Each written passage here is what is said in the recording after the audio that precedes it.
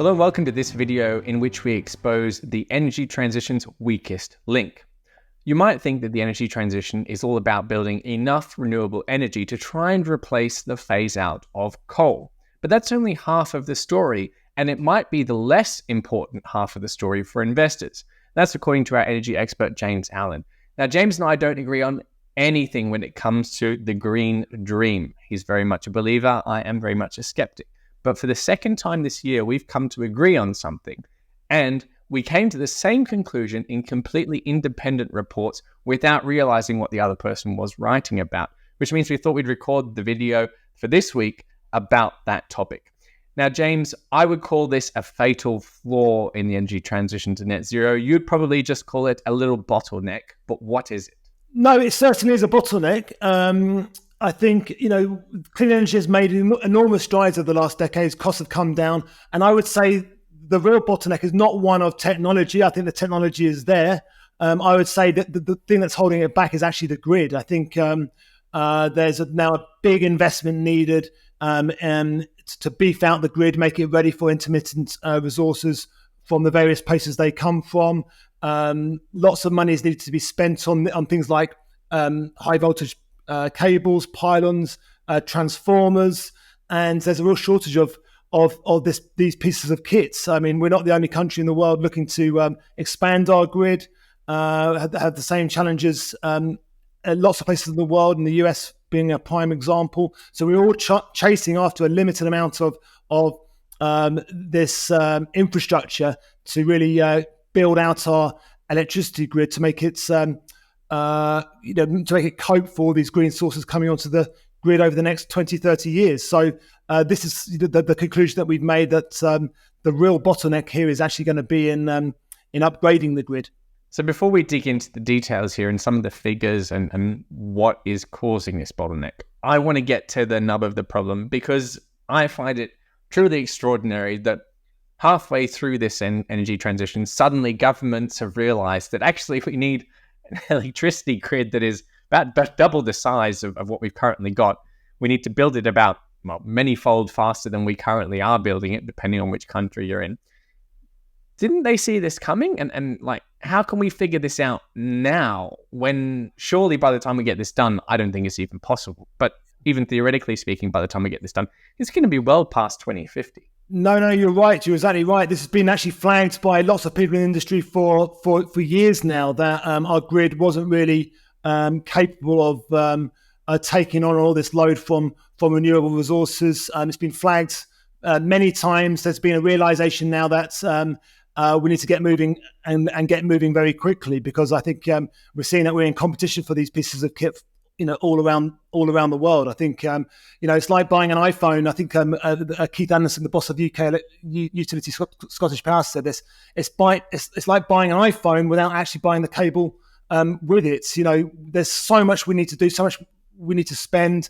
There's, power cables needed to reach the Earth to the Moon 200 times over. That's just in the 17 years alone. So this is a mammoth scale of investment required, and it has unfortunately taken some people by surprise. But there is an opportunity here now, because this bottleneck really is really starting to be seen across the supply chain, and there's an investment opportunity for investors in the know, I'm sure. Yeah, in my own report about this, I sort of compared it to the Great Wall of China, which was the biggest infrastructure project ever. And I think this is like 20 times bigger or so, something like that, to try and build this global electricity grid.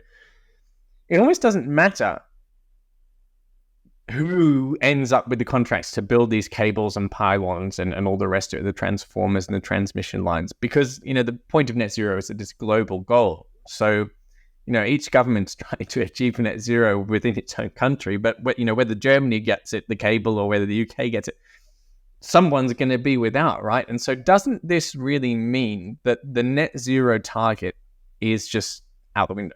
I wouldn't say necessarily it's unachievable, but what I would say that we need to get a move on. I think it's looking sort of increasingly doubtful that the manufacturing capacity will align with the rapid pace at which sort of new projects need to be built.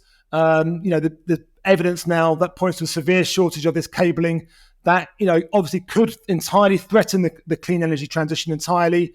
But the good news is that we are waking up to what needs to be done. So the supply chain is starting to respond. Contracts are being awarded to beef out our grid. The UK, the National Grid, just put out a report recently that £60 billion needs to be spent to upgrade our grid. That sort of made headline news across the UK. So I think awareness is now being sort of factored in. But yeah, we need to get a move on. This is we have got no time to waste whatsoever. And I'd say this is the key bottleneck threatening the clean energy revolution. But I wouldn't say yet. I would say it has the potential to derail it. But I still think we have time to reach our net zero goals by 2050. Yeah, I think they're about 20 years too late at the very least. But I think this disagreement doesn't really matter between us because in the end, the investment is the same. Whether they can reach the goal is one thing, but whether they're going to try is clearly going to happen. Just to be sort of clear about what needs to happen, in the next 26 years, we need to mine enough resources to produce these things. We need to build the manufacturing capacity. We need to manufacture. We need to buy the land. We need to install. And then we need to have all of the equipment that goes around it, such as the transformers and the voltage optimization, so on and so forth. What are the actual bottlenecks within this bottleneck that we're laying out? Are there any particular issues where you think this attempt to build this vast grid is going to fall short? I would say there's a couple, certainly in the high voltage cable markets. These are the cables that connect sort of offshore wind farms back on land. Even the cables actually on land into the sort of distribution network. There's a severe shortage of those at the moment. There's only a certain amount of companies, a limited amount of companies building these cables. They have backlogs of orders stretching to many years. So I think that's a key bottleneck. Also, I think transformers as well. Similar situations in the transformer market. There's a real shortage of transformers across the world. We're certainly seeing that in the US and certainly seeing that in Europe. So I would say that those two areas are really causing sort of grid operators sort of sleepless nights. I would say right now. I think that they're the two markets are particularly prone to sort of shortages.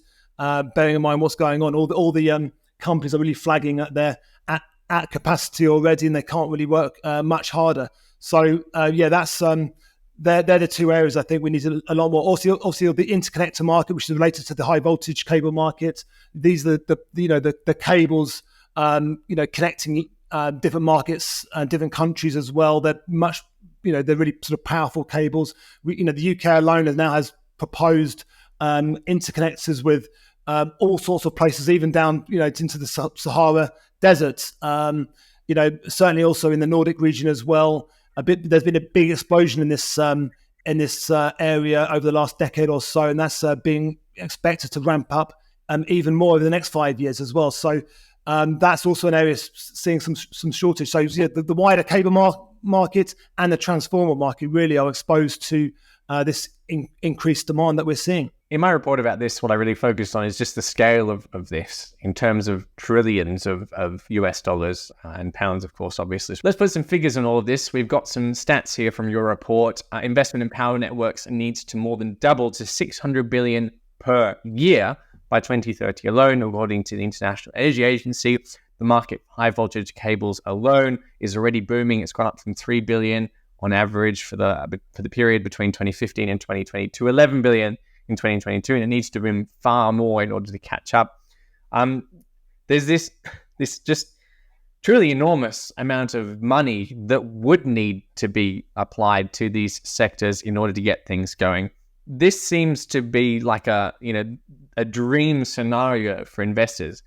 The government has sort of committed to half of the energy transition in phasing out coal or nuclear in the case of Germany, but building enough renewables to replace that. It sort of has only just figured out it also needs to build this grid. But given that it's committed to one, it now doesn't really have a choice about the other, right? So this is as close to a safe bet as you get in investment markets. Yeah, I would agree with that. I mean, this stuff is happening now. I mean, we're seeing contracts being awarded across some of the areas I've been talking about, across Europe and across the US. These companies are already at sort of capacity. They're seeing huge demand for their products. The market is starting to respond as well, but there's so much more growth in the pipe for some of these companies.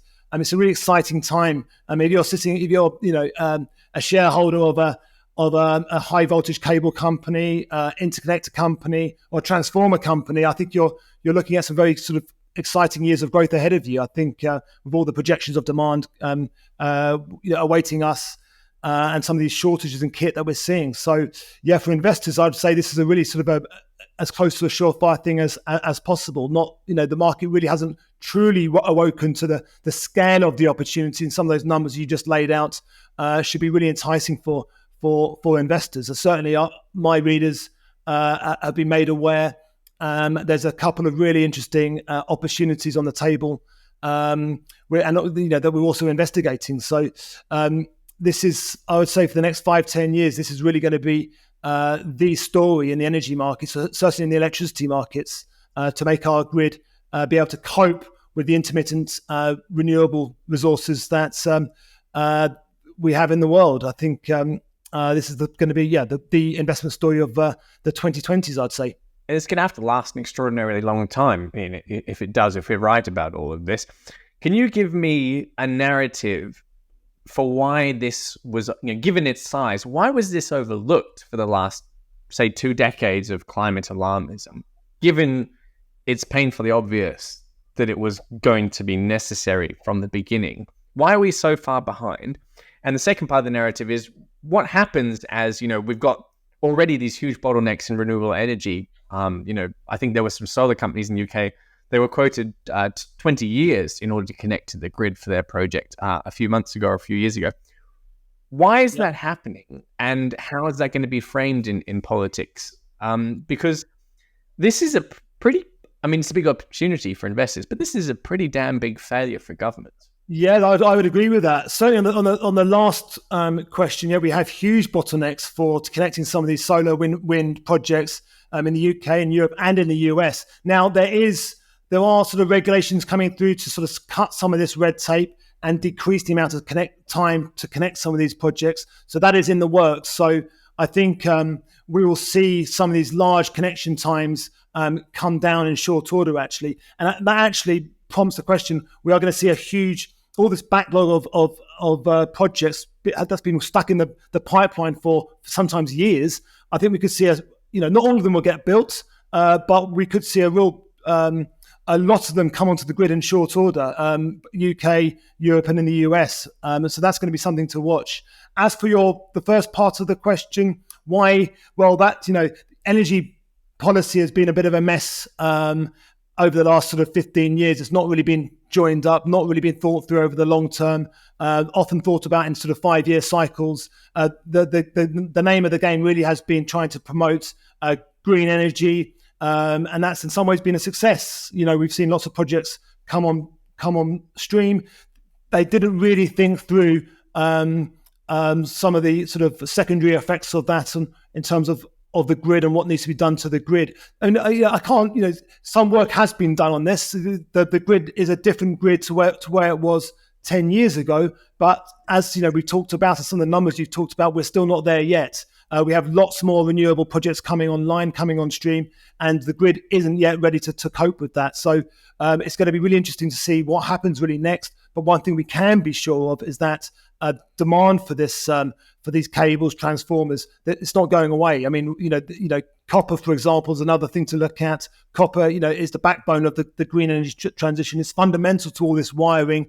We're seeing the markets now sort of respond to some of these sort of supply crunch projections in the copper market. The copper's sort of rallying somewhat. So the market is starting to wake up to what's on our doorstep now, with the urgency that we need to buy some of this stuff.